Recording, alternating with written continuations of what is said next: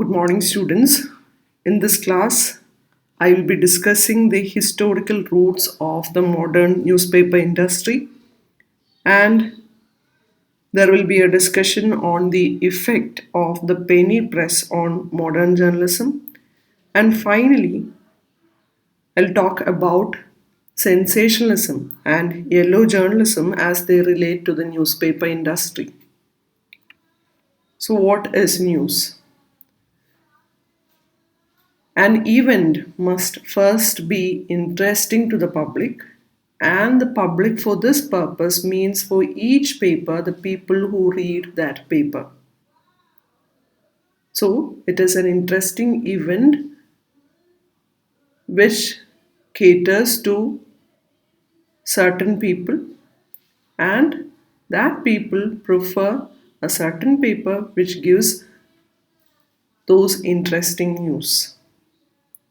And this is what William Randolph Hearst says. What someone wants you to stop you from printing, that is news, and all the rest is ads. What is the significance of news? This is what the British author Dame Rebecca West says. A community needs news for the same reason that a man needs eyes. It has to see where it is going. And individuals have a right to know about what is happening so that they can participate in public life. And the duty of a newspaper journalist is to inform the public about what is happening around. Whenever this public right to know comes under attack, a heavy responsibility falls on the journalist. So, over the course of its long and complex history, the newspaper has undergone many transformations. And examining newspapers' historical roots can shed some light on how and why the newspaper has evolved into the multifaceted medium that it is today. And scholars commonly credit the ancient Romans with publishing the first newspaper, that is Acta Diana, or Daily Doings in 59 BC. Although no copies of this paper have survived, it is widely believed to have published chronicles of events, assemblies, births, deaths, and even daily gossips. And in 1566, another ancestor of this modern newspaper appeared in Venice, Italy. These are avici or gazettes, which were handwritten and focused on politics and military conflicts. However, the absence of printing press technology greatly limited the circulation of both these uh, publications, Acta Diana and Avici. The birth of the printing press. It was John Gutenberg's printing press drastically changed the face of publishing. That happened in 1440 with the invention of movable type press that permitted the high quality reproduction of printed materials at a rate of nearly 4,000 pages per day, or 1,000 times more than what could be done by a scribe, a person who wrote these news by hand. 1,000 times more than what could be done by a scribe by hand. And this innovation drove down the price of printed materials, and for the first time, it was made accessible for mass consumption. Overnight, the new printing press transformed the scope and reach of the newspaper, paving the way for modern day journalism. Now we look at what happened in Europe. So, newspaper deepens its roots in Europe. They had their first weekly newspaper. The first weekly newspaper to employ Gutenberg's press emerged in 1609. Although the papers with French titles, Relations printed by Joan Carroll and Aviso Relations over Seaton printed by Luc Scholt, they did not name the cities in which they were printed to avoid government persecution, but we could identify their location because of the use of German language. And despite these concerns over persecution, these papers were a success, and newspapers quickly spread throughout the Central Europe. Over the next 5 years, weeklies popped out in Basel, Frankfurt, Vienna, Hamburg, Berlin, and Amsterdam. In 1621, England printed its first paper under the title Corande, or weekly news from Italy, Germany, Hungary, Poland, Bohemia, France, and the Low Countries. By 1641, a newspaper was printed in almost every country in Europe as publications spread to France, Italy, and Spain. And these early newspapers followed two major formats. The first was the Dutch style Corandos, a densely packed 2 to 4 page paper, while the second was the German style pamphlet. It is more expansive, like 8 to 24 page paper. And many publishers began printing in the Dutch format, but as their popularity grew, they changed into the larger or expansive German style with 8 to 24 pages. Talking about government control and the freedom of press. Because many of these early publications were regulated by the government, they did not report any local news or events. However, there was this civil war which broke out in England in 1641, and Oliver Cromwell. There was this issue going on between Oliver Cromwell and Parliament, which eventually overthrew King Charles I. To get the news about this event, citizens turned to local newspapers for coverage of these major events. And in November 1641, a weekly paper titled The Heads of Several Proceedings in this Present Parliament began focusing on all those domestic news.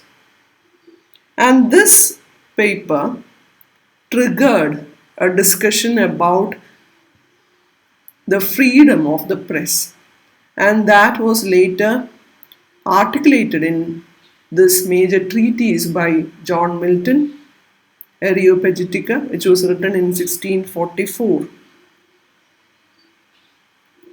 Although this Areopagitica focused primarily on Parliament's ban on certain books, it was also addressed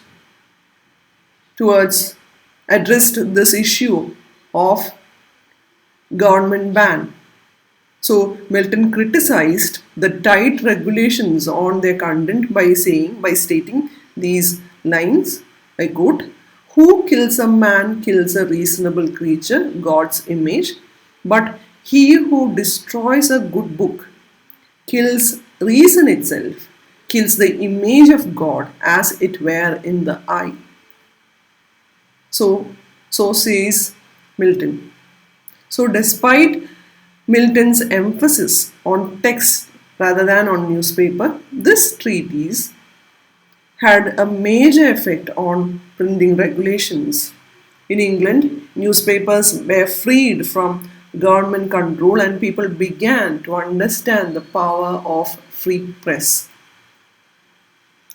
And then daily newspapers entered the scene. So papers took advantage of the newfound freedom and they began publishing more frequently. There were all those bi-weekly publications. Papers had additional space to run advertisements and market reports. So this changed the role of journalists from simple observers to active players in commerce as business owners and investors grew to rely on the papers to market their products. So they used newspaper as a medium to market their products and to help them predict business developments. So newspapers move out of the primary aim of giving out information. It marketed all those products through this medium. And once publishers noticed the growing popularity and profit potential of newspapers, they founded daily publications. In 1650, a German publisher began printing the world's oldest surviving daily paper. It's a German title. And an English publisher followed suit in 1702 with London's Daily Courant. So such publications which employed a relatively new format of headlines and there had this ornamental illustrations which turned papers into vital part of the lives of citizens.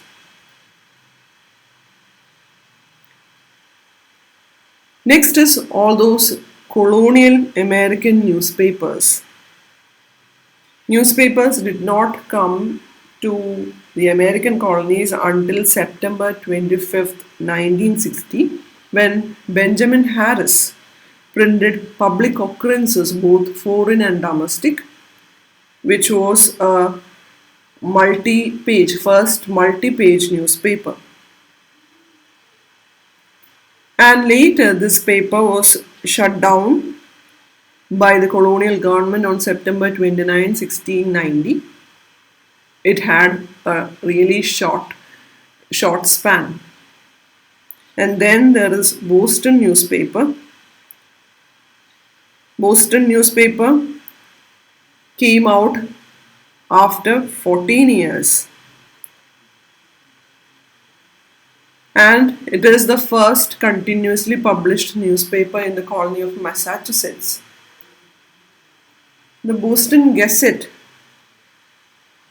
came out in the next year. It was immediately followed by American Weekly Mercury in Philadelphia. And they wanted to avoid following the footsteps of Benjamin Harris. So these early papers carefully avoided all those political discussions. They didn't want to offend all those colonial authorities, so they were very careful, unlike the first person, that is Benjamin Harris. And later, New England Courant was started by James Franklin in 1721. And from there on, politics re-entered American newspapers, which were suppressed by colonial government, and then the ownership of the paper was transferred to Benjamin Franklin. Benjamin Franklin, who was also the publisher of Pennsylvania Gazette. And this is a major event which marked the beginning of press freedom. That is the trial of John Peter Zenger. Boston was not the only city in which a newspaper discussed politics. We see in 1733, John Peter Zenger founded the New York Weekly Journal, and Zenger's paper soon began criticizing the newly appointed colonial governor, William Cosby, who had replaced members of the New York Supreme Court when he couldn't control them. And in late 1734, Cosby had Zenger arrested. This colonial governor, William Cosby, arrested John Zenger. And he claimed that this newspaper contained all those false, scandalous, and seditious reflections. While the strange part was like the jury considered the truth, and later they found that Zenger was not guilty. So the jury completely ignored the wishes of the judge to acquit Zenger. The jury returned a not guilty verdict to Zenger. And Zenger's trial resulted in two significant movements in the march toward freedom of the press. First, the trial demonstrated to the papers that they could potentially print honest criticism of the government without fear of retribution.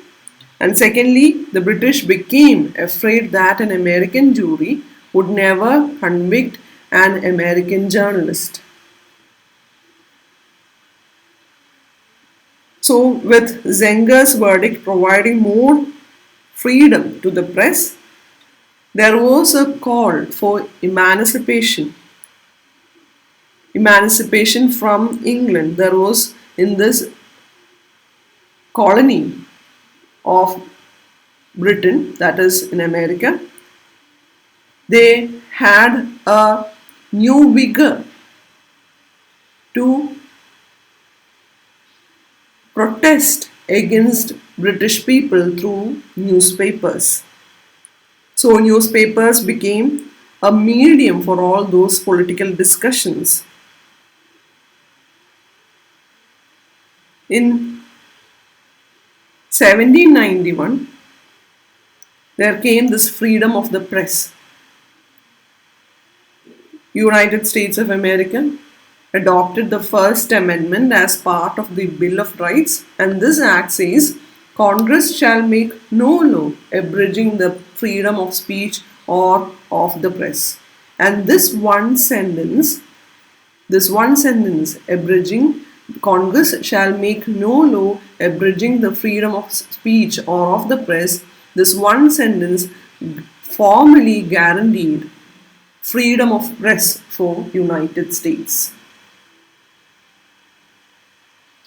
So here we end a discussion on the first part of the history and development of newspapers. Hope it is clear.